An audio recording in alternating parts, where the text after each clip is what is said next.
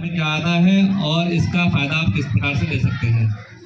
जो आयुष विभाग है इसमें पांच लेटर हैं, 5 अक्षर है इसके अंदर। ए फॉर आयुर्वेद है, वाई फॉर योगा है, फिर इसके बाद यू फॉर यूनानी, एस फॉर सिद्धा और एच फॉर होम्योपैथी।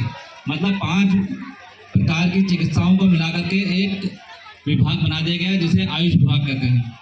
ये जो आयुष विभाग है इसके अंतर्गत जो चिकित्सा होती है उसमें आपके शरीर की जो रोग प्रतिरोधक क्षमता है जिसे हम इम्यूनिटी कहते हैं वो तो बढ़ती है, साथ में आपको स्वास्थ्य लाभ भी होता है। तो कहने का मतलब मेरा ये था कि सरकार की तरफ से हमारे बुलंदशहर में आयुर्वेद के जो अस्पताल हैं वो 50 खुले हुए हैं पूरे जनपद में और 4 यूनानी अस्पताल खुले हुए हैं। आपको जब भी कभी आयुर्वेदिक की चिकित्सा की जरूरत हो या यूनानी चिकित्सा की जरूरत हो, होम्योपैथिक चिकित्सा की जरूरत हो, तो आप लोग विभाग में आकर के अस्पताल पे आकर के आप अपना इलाज करा सकते हैं। इसमें मात्र 1 रुपये की पर्ची बनती है आपकी और साथ में आधार कार्ड लाना अनिवार्य होता है और दवाइयों का कोई पैसा नहीं लगता है, सब निःशुल्क होता है। साथ ही मैं ये कहना चाहूँगा आपसे कि जब कोरोना का टाइम आया था तो उस समय अधिकतर लोगों ने आयुर्वेद को अपनाया था, उसमें आयुष काढ़ा आपका बहुत ज़्यादा चला था। अभी भी मैं आपसे ये कहूँगा कि सरकार की तरफ से बहुत अच्छी दवाइयाँ आती हैं, अगर आप उनका इस्तेमाल करते हो तो आप वाकई बीमार नहीं पड़ोगे। ये सच बात है। आयुर्वेद की जो दवाइयाँ हैं वो बाकी सारी प्राकृतिक होती हैं, उनका कोई साइड इफेक्ट नहीं होता आपके शरीर पर। अगर आप उन्हें निश्चित रूप से इस्तेमाल करते हो तो आप स्वस्थ तो रहते हो। और जितनी भी योजनाएं आज सारे अधिकारी यहाँ पर आए हुए हैं, जो भी भारत सरकार की तरफ से योजनाएं चलती है, इन सबका लाभ आप तभी उठा सकते हो जब आप स्वस्थ रहते हो, निरोगी रहते हो। तो स्वस्थ और निरोगी रहने के लिए पहला जो मैंने आपको बताया कि चिकित्सा लाभ ले सकते हो, जो आयुर्वेदिक दवाइयाँ आती हैं उनका इस्तेमाल कर सकते हो।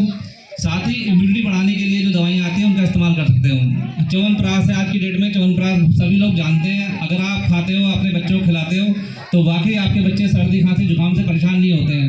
आज आप देखिए अधिकतर लोग मौसम बदलते हैं खांसी जुकाम से परेशान हो जाते हैं कि सर्दी ठीक नहीं हो रही, खांसी ठीक नहीं हो रही, बाद में पता लगा वो निमोनिया में कन्वर्ट हो गई। लेकिन अगर आप पहले से ही अपने आप को सुरक्षित लेके चलते हो तो आप इन बीमारियों से परेशान होगे नहीं। ठीक है, तो पहला तो ये हो गया। दूसरा मैं ये कहना चाहूँगा कि भारत सरकार की तरफ से राष्ट्रीय औषधीय पादप बोर्ड का निर्माण किया गया है। अर्थात इसका मतलब यह है कि आप जो किसान लोग हैं, गांव में मैं बैठा हूँ इस समय, तो किसान लोग जो है औषधीय पौधों को, जिन्हें मेडिसिनल प्लांट कहते हैं, आप उनको उगाइए और उगाने की उनकी खेती कीजिए। खेती करने से आपको जो पैदावार होती है उसके आमदनी में आपको बहुत ज़्यादा बढ़ोतरी मिलेगी, क्योंकि औषधीय पौधे जो होते हैं हमारे बहुत महंगे बिकते हैं, जिसकी वजह से आपकी आमदनी बहुत ज़्यादा अच्छे से बढ़ जाएगी। सरकार इसके लिए जो हो सकता है वो अनुदान भी करती है, इसलिए पादप बोर्ड का निर्माण किया गया है, औषधीय पादप बोर्ड का। तो मेरा ये कहना है कि आप लोग अधिक से अधिक औषधीय पौधों को उगाएं, जिससे कि आपकी आमदनी बढ़े। क्योंकि आज आप देख रहे हैं कि औषधीय पौधों का जो उपयोग है न केवल औषधीय मतलब दवाइयों के रूप में बनाने में होता है, बल्कि इसके साथ साथ जितनी भी वैसी चीज़ें आ रही हैं, चाहे कॉस्मेटिक चीज़ें हों, चाहे टूथपेस्ट हो, आप सभी में देखिए कि ये लिखा था कि इसमें आयुर्वेदिक दवाइयाँ मिली हुई हैं, इसमें तुलसी मिली हुई है, इसमें एलोवेरा मिला हुआ है। आपने बहुत सारी चीज़ें नोटिस की होंगी कि गिलोय मिली हुई है। तो ये सारी चीज़ें आने वाले समय में बहुत महंगी होने वाली हैं। अगर आप इनका एज ए किसान के रूप में पौधों का, औषधीय पौधों का अगर आप उपयोग करते हैं, उनकी खेती करते हैं, तो वाकई आप समृद्ध बनेंगे और आप जीवन में अच्छी तरक्की कर पाएंगे। इसके अलावा एक श्री अन्न नाम से कहते हैं, आपने देखा होगा बैनर लगा हुआ है। श्री अन्न के अंदर बेसिकली मोटा अनाज आता है। लोग इस समय सभी गेहूं की फसल तो सब करते हैं, गेहूं सब खाते हैं, गेहूं ही लगातार चलता रहता है। लेकिन अगर आप श्री अन्न यानी मोटा अनाज, जिसमें आपका बाजरा भी है, मक्का भी है, रागी भी है, ओट्स भी है, आज आप देखेंगे अगर इन चीज़ों को अगर आप उगाते हैं, इन चीज़ों का इस्तेमाल करते हैं, तो देखिए इनकी पैदावार जो आप करेंगे तो वो महंगी बिकती है। आप नॉर्मल आटा लेने जाइए गेहूं का तो वो सस्ता मिलेगा, जबकि मल्टीग्रेन आटा आप खरीदेंगे जिसमें मोटा अनाज मिला हुआ है वो महंगा आता है।